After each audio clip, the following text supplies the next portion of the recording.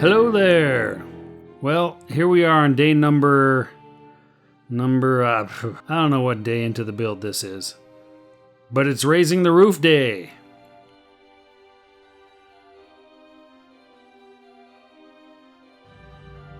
Last episode I made all the trusses. Trusses, not rafters. Go watch that video if you want to know the difference. Anyways, here I'm cutting the house wrap off of the spots where the trusses will be placed. I want a good wood on wood bond here, and I want to make sure everything ties in nice and tight.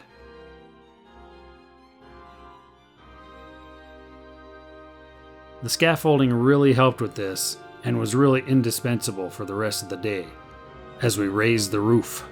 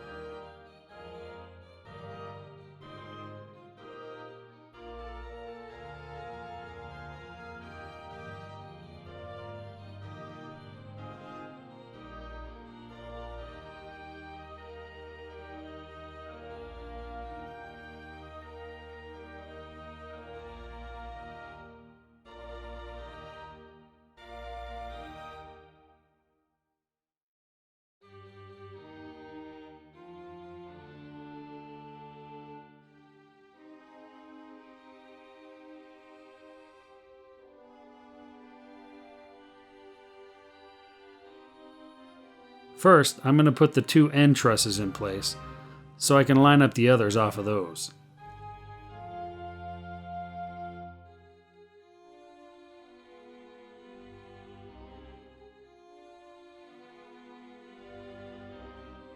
This is when my dad showed up, fresh from a long day's work. It must run in the family or something.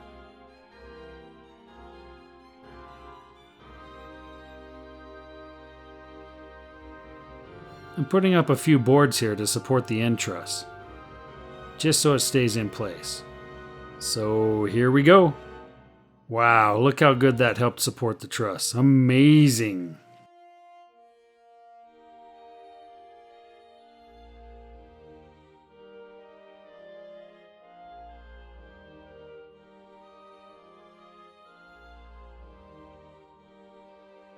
Now the other side.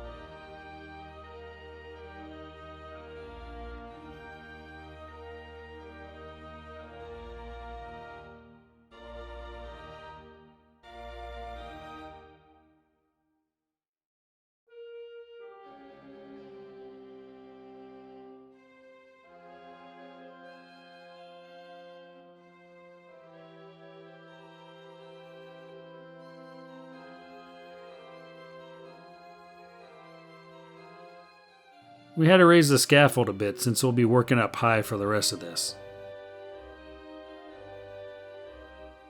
And of course my dad wanted to use the stepladder to reach the top of the truss to attach a string line.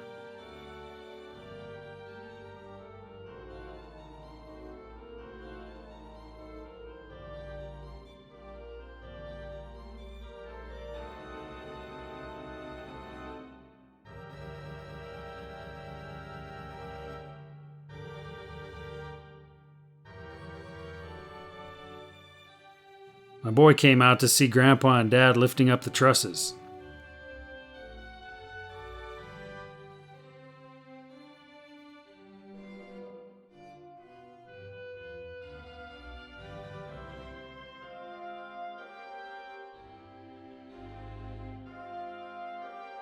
Here I'm going to cut stringers to keep the trusses in their correct places across the crown plate. These also add strength to the roof.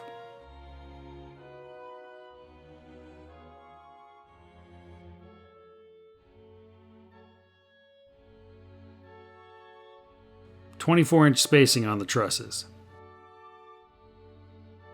I used a lot of the twisted wood here, since they were short enough to not bend too much.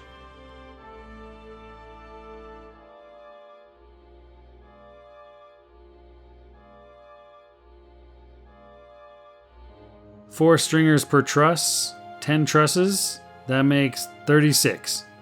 Yeah, the end ones don't both get them, so only 36, not 40.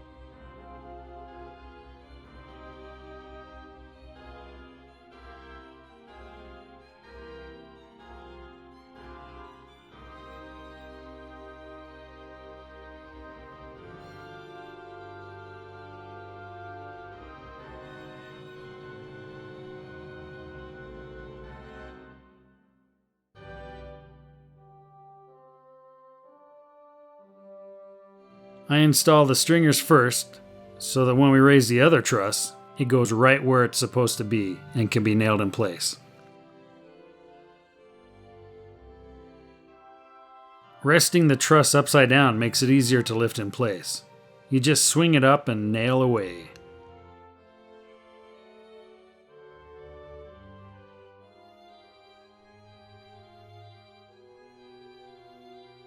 Oh yeah, and I made more of those stringers for the base of the trusses where they meet the crown plate. So add another 18 for a total of 54 stringers up here. I really wanted to do everything on this myself, but my dad insisted on helping. And really, I was happy he helped, because it would have taken a lot longer to do all by myself. There's no way I could have got it done as fast as we did together. And I got to work with my dad a bit, so a win-win value proposition, right? Yeah.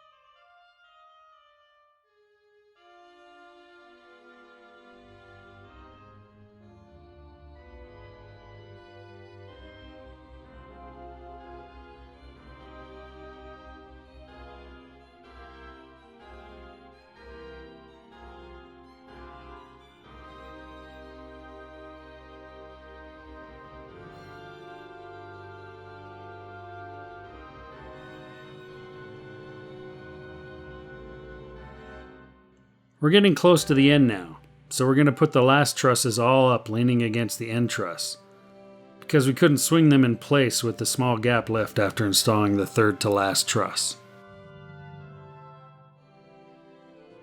Now, some of you have noticed something that will affect the straightness of the roof after sheathing. Did you catch it? Maybe you need to rewind it and look at it. You probably didn't catch it, huh? These trusses were all built the same way on top of the first one made, so they'll all line up if they were all put in the same direction. Bringing in a few through the garage door and then others through the front door might have, well, it did. It spun a few of those trusses the other way around. So they will not all be perfectly in line with one another. You'll see what that looks like when we sheathe the roof next video. No big deal, just not as perfect as it should have been.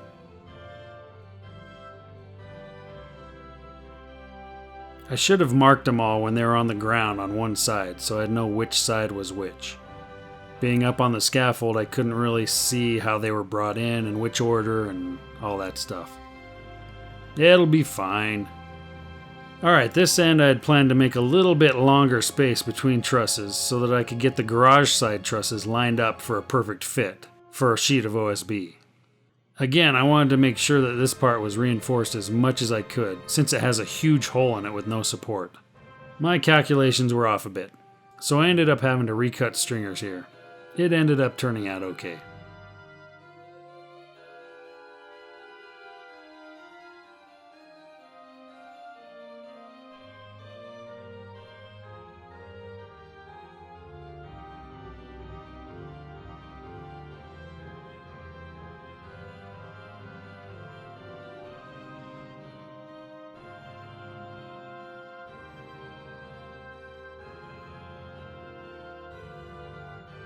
Of course, we were down to the last few nails, and the nail gun that I've had for 15 years with no problems got jammed up and wouldn't work anymore.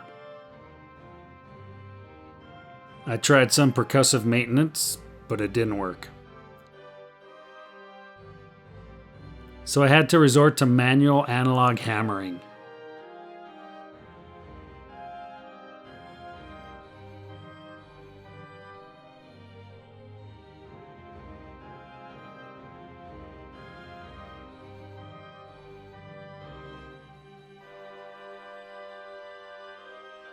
Well, that's it.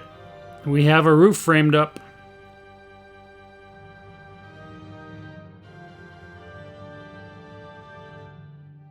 And as the sun goes down and my arms are beat, it's time to get ready for the sheathing.